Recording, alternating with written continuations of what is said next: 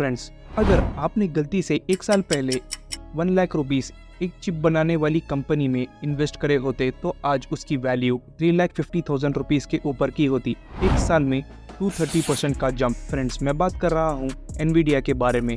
अगर आप PC gamers हैं तो आपको पता ही होगा कि ये कंपनी क्या बनाती है। फ्रेंड्स, अगर आप सोच रहे हैं कि एनवीडिया सिर्फ ग्राफिक कार्ड बनाने वाली कंपनी है तो आप गलत हो। ये क्या है? आखिर ये कंपनी ऐसा क्या कर रही है कि गूगल, अमेज़न, फेसबुक भी इससे डर रहे हैं। और आप ये बात सुन के हैरान हो जाएंगे कि एनवीडिया के बहुत ज़्यादा डे हार्ड फैंस हैं। और आज के दिन एनवीडिया वर्ल्ड की 3rd मोस्ट वैल्यूएबल कंपनी है और इसका मार्केट कैप $2.35 ट्रिलियन है। हाँ फ्रेंड्स, आज हम बात करेंगे कि एनवीडिया कैसे अपनी जीपीयू मार्केट डोमिनेट कर रहा है। फ्रेंड्स, ये वही कंपनी है जो 1996 और 1997 में बैंकक्रप्ट होते होते बच गई। सोचने वाली बात यह है कि आखिर एनवीडिया ने क्या किया कि वो बस सर्वाइव ही नहीं बल्कि आज के दिन वर्ल्ड की 3री मोस्ट वैल्यूएबल कंपनी बन गई, जिसने सऊदी अरेबिया की सऊदी अरामको को भी पीछे छोड़ दिया।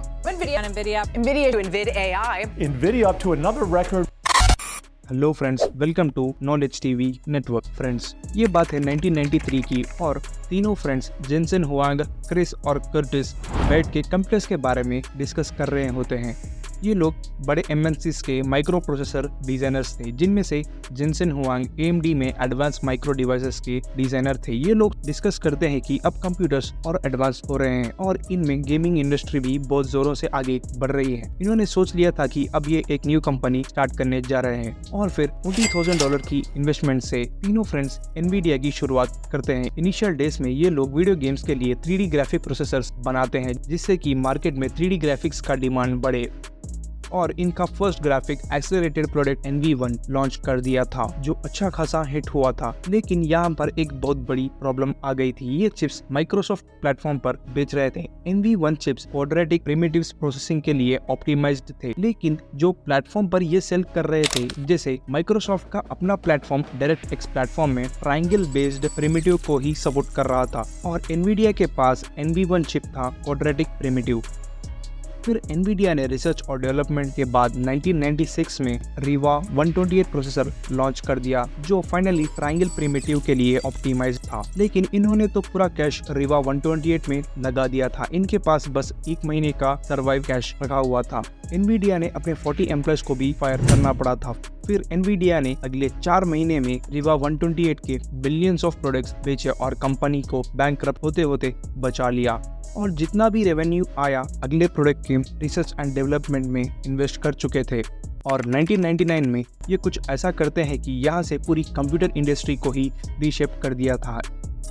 इन लोगों ने 1999 में जीपीयू की शुरुआत की थी। आप लोग सोच रहे होंगे कि आखिर क्या जरूरत थी जीपीयू बनाने की, सीपीयू से भी कंप्यूटर ठीक ठाक चल जाता है। तो फ्रेंड्स, उस टाइम पे ग्राफिक्स बनाने के लिए ग्राफिक प्रोसेसिंग यूनिट्स ही काम आते थे और वो ग्राफिक्स चाहे मूवीज के हो या फिर वीडियो गेम्स के। और फिर अक्टूबर 11, 1999 में अपना पहला जीपीयू GeForce 256 लॉन्च कर देते हैं और ये प्रोडक्ट के मिलियंस ऑफ सेल्स हुए थे और यहाँ से इनका नाम मशहूर होने लगा था।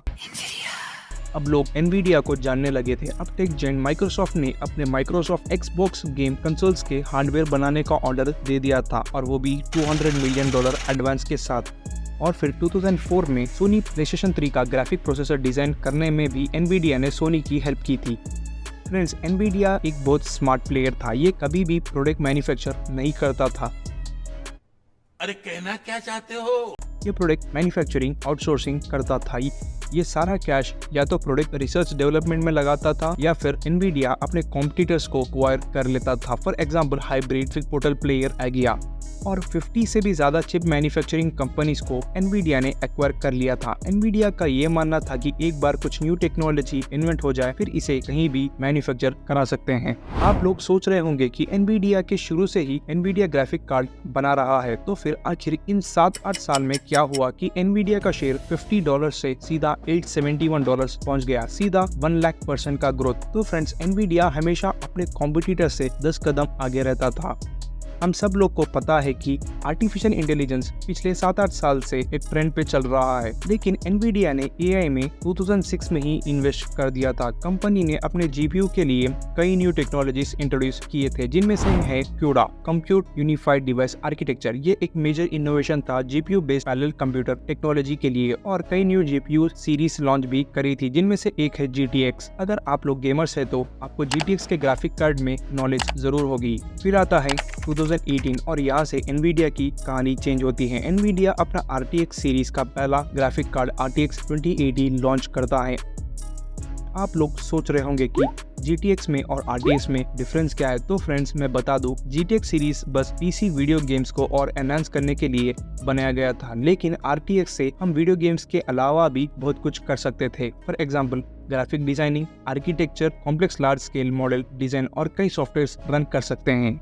This is what hundreds of millions of gamers in the world plays on. It's a GeForce. अब बात करते हैं कि एनवीडिया ग्राफिक कार्ड्स तो पहले से ही बिक रहे थे, फिर आखिर क्या हुआ कि 2018 के बाद एनवीडिया के स्टॉक्स आसमान छू गए। फ्रेंड्स, ये टाइम था 2018 का और बिटकॉइन जैसी क्रिप्टो करेंसीज सब लोग खरीद रहे थे और बिटकॉइन के प्राइसेस आसमान छू रहे थे। लोग बिटकॉइन माइन करने लगे। क्रिप्टो माइन करने के लिए एक पावरफुल जीपीयू की जरूरत पड़ती है और वो पावरफुल जीपीयू था एनवीडिया के पास। और भी कई कंपनीज के जीपीयू बिक रहे थे, लेकिन एनवीडिया जीपीयू मार्केट डोमिनेट कर रहा था और इनका एनवीडिया 1080 Ti उस टाइम का मोस्ट पावरफुल ग्राफिक कार्ड था। फ्रेंड्स, इसकी डिमांड इतनी बढ़ गई थी कि हर जगह स्टॉक कम होने लगा, और जब स्टॉक कम होगा तो फिर प्राइस हाइक हो गया था। $550 का मिलने वाला ये GTX 1080 Ti मार्केट क्रेज के वजह से $1000 में बिकने लगा था, सीधा 2x प्राइस, और जब प्राइस 2x है तो प्रॉफिट भी 2x ही होगा। इसीलिए 2018 में $57 का शेयर 2020 तक $98 का